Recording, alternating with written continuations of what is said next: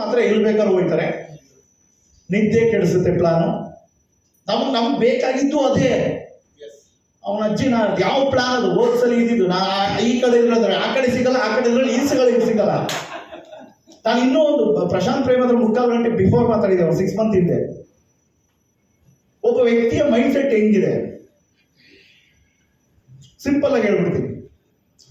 ಈ ವ್ಯಕ್ತಿಗೆ ನಾನು 3 ಲಕ್ಷ ತರಬೇಕು ಕಂಪನಿ ಅಂದ್ರೆ ಗ್ಯಾರಂಟಿ ತಂದರೆ ಆ ಎಬಿಲಿಟಿ ಇದೆ. ಅದು ಕಂಪನಿಯಿಂದ ಬರಬೇಕು. ಶಂಕದಿಂದ ಬಂದ್ರೆ ತೀರ್ಥ.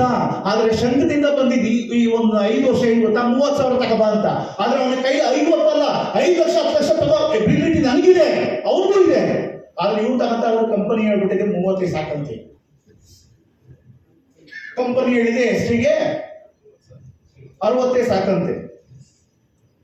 ಕಂಪನಿ ಹೇಳಿದೆ ಎಸ್ಡಿಗೆ ಎಷ್ಟು ತರಬೇಕು.